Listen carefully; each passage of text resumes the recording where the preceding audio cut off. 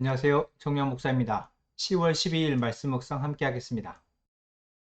열왕기상 15장 9절에서 24절의 말씀입니다. 이스라엘의 여로보암 왕 제20년에 아사가 유다 왕이 되어서 예루살렘을 41해 동안 다스렸다. 그의 할머니는 아비살롬의 딸 마아가이다. 아사는 그의 조상 다윗과 같이 주님께서 보시기에 정직하게 행하였다. 그는 성전 남창들을 나라 밖으로 몰아내고 조상이 만든 모든 우상을 없애버렸다. 그리고 그는 자기 할머니 마아가가 아세라를 섬기는 혐오스러운 상을 만들었다고 해서 자기 할머니를 왕대부 자리에서 물러나게 하였다. 아사는 할머니가 만든 혐오스러운 상을 토막내어서 기드론 시냇가에서 불살라버렸다. 그렇다고 해서 산당이 모두 제거된 것은 아니지만 주님을 사모하는 아사의 마음은 평생 한결같았다. 그는 자기 아버지와 자기가 거룩하게 구별해서 바친 은과 금과 그릇들을 주님의 성전에 들여놓았다. 아사와 이스라엘 왕 바하사 사이에는 그들이 살아있는 동안에 늘 전쟁이 있었다. 이스라엘 왕 바하사가 유다를 치러 올라와서 라마를 건축하고 어느 누구도 유다 왕 아사에게 왕래하지 못하게 하였다. 그러자 아사는 주님의 성전 창고와 왕실 창고에 남아있는 모든 은과 금을 모아 그의 신하들의 손에 들려서 다마스쿠스에 있는 시리아의 왕 헤시온 왕의 아들인 아브림몬의 아들 베나달에게 보내면서 말하였다. 나의 아버지와 그대의 아버지가 서로 동맹을 맺은 것과 같이 나와 그대도 서로 동맹을 맺읍시다. 여기에 그대에게 은과 금을 선물로 보냅니다. 부디 가셔서 이스라엘 왕 바하사와 맺은 동맹을 파기하시고 그를 여기에서 떠나게 하여 주십시오. 베나다시 아사 왕의 청을 받아들이고 이스라엘 성읍들을 치려고 자기의 군사령관들을 보내어서 이용과 단과 아벨벳 마아가와 기네렛 전 지역과 납달리 전 지역을 치게 하였다. 바하사는 이 소문을 듣고는 라마 건축을 멈추고 디르사로 거처를 옮겼다. 그리고 아사 왕은 모든 유다 사람에게 명령하여 한 사람도 빼놓지 않고 모두 바하사가 라마를 건축할 때 쓰던 돌과 제목을 가져오게 하였다. 아사 왕은 이것으로 베냐민의 게바와 미스바를 보수하였다. 아사의 나머지 행적과 그의 권세와 그가 한 일과 그가 건축한 모든 일이 유다 왕 역대시락에 다 기록되어 있다. 그는 늙음하게 이르러서 발에 병이 났다. 아사가 죽어서 조상들과 함께 잠드니 그의 조상 다윗성에 조상들과 함께 장사 지냈다. 그리고 그는 그의 아들 여호사밧이 그의 뒤를 이어 왕이 되었다. 아멘.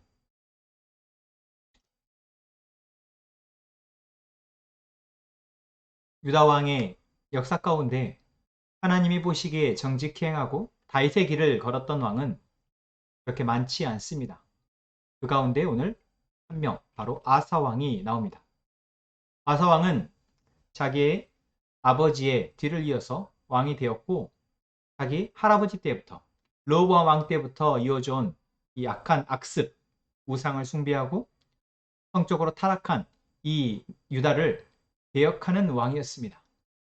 그리고 그 개혁에 있어서 아사 왕이 가장 염두에 뒀던 것은 바로 자기 할머니 때부터 이어져 온 어려운 신상들을 모두 불태우는 것이었습니다.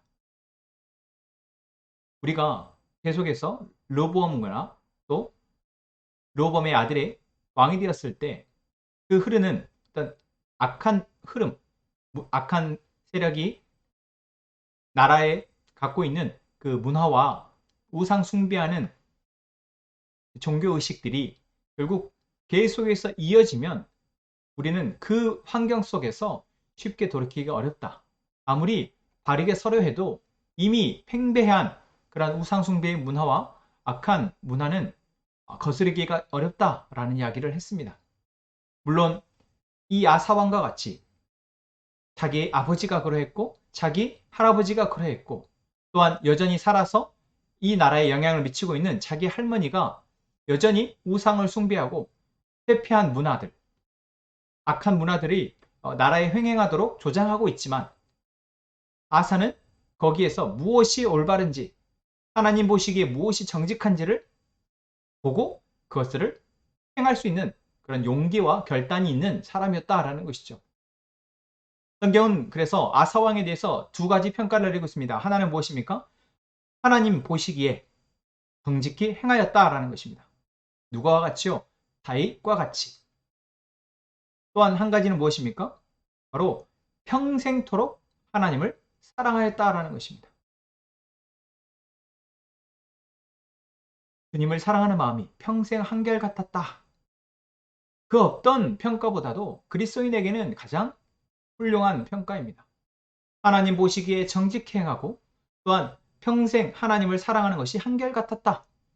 하나님을 사랑하는 그 마음이 단순히 어떤 마음에서 그치는 것이 아니라 자신의 삶으로 드러나 하나님이 기뻐하시는 정직함을 삶에서 드러내었던 아사왕.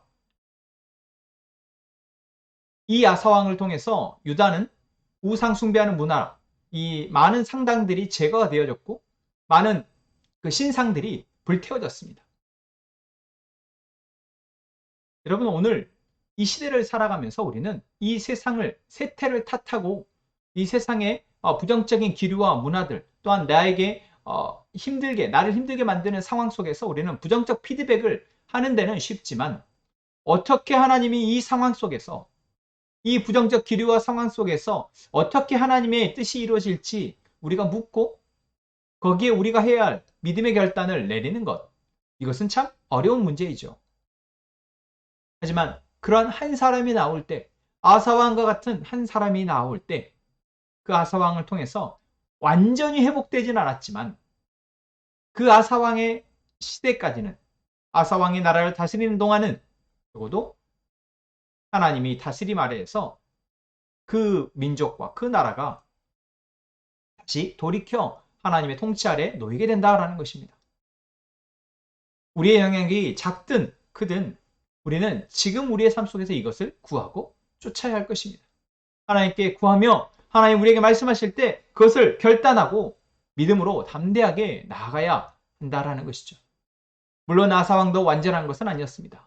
아사왕 역시 이 군사적인 문제에 있어서 북이스라엘이 계속해서 바사 왕이 쳐들어오고 나라를 봉쇄하려고 했을 때 그 위협 앞에 하나님께 뜻을 구하고 하나님의 능력을 구하여 그 문제를 해결해 나가기보다는 자신의 지혜로 베나닷 왕에게, 주변에 있는 강한 나라의 왕에게 도움을 요청하여서 그 문제를 해결해 갔습니다. 물론 이것이 외교적 수완이고 지혜라고 말할 수 있지만 더 아사왕이 나아가지 못했던 한계라고도 볼 수 있는 것이죠. 다윗이 그러했던 것처럼 하나님의 은혜 아래, 하나님 다스림 아래에서 군사적으로도 정치적으로도 경제적으로도 풍요하며 하나님이 복을 누리는 그러한 때까지 나아가지 못했지만 아사왕은 자신에 대해서 아버지와 자기 할아버지가 무너뜨렸던 하나님을 온전히 섬기고 하나님의 다스림 아래 나라를 이끌어가는 것을 다시 회복하였다는 것. 우리에게는 어쩌면 우리가 다윗 왕처럼 하나님 앞에 온전히 신실하여서 온 나라를 하나님께 온전히 다스림 아래 놓이도록 하는 것은 우리에게는 어쩌면 너무 과한 과제일지 모르나 지금 우리에게는 아사왕과 같이 지금 내가 할 수 있는 선에서 그래도 내가 감당할 수 있는 믿음의 순종을 통해서 조금씩이라도 다시 이 세상, 내가 머물고 있는 영역에, 내가 만나고 있는 사람들 가운데 하나님 다스림심이 회복되기를 소망하고 그것을 위해서 한 걸음 나아갈 수 있다라는 것이죠. 오늘 그것을 위해서 우리가 기도하며 나아가기를 원합니다. 함께 기도합시다. 하나님, 오늘도 우리를 사랑하여 주시니 감사합니다. 하나님의 사랑이 오늘 우리에게 말씀으로 들려지고 그 말씀이 우리를 통해서 우리가 살아가는 삶에 임하기를 원합니다. 하나님, 우리 모습이 아사왕과 같이 하나님 보시기에 정직하기를 원합니다. 아사왕과 같이 평생토록 하나님을 사랑하는 그 마음이 변하지 않기를 원합니다. 그래야 이 세상의 약함을 맞서서 이겨내는, 이 세상의 약함을 정화하는 그러한 도구로 사용되기를 원합니다. 주님, 우리의 기도를 들어주옵소서. 우리가 머무는 곳에, 우리가 만나는 사람들 가운데 하나님의 다스리심이 회복될 수 있도록 우리를 사용하여 주옵소서. 함께 행복한 선화목자교회 모든 성도들에게 이러한 은혜를 허락하시고 우리 교회 공동체가 바로 그러한 마음으로 함께 모여서 예배하고 함께 하나님의 사랑으로 자라가는 귀한 교회 되게 하여 주옵소서. 이 시간 우리의 기도를 들으실 것을 감사하며 예수님의 이름으로 기도합니다. 아멘.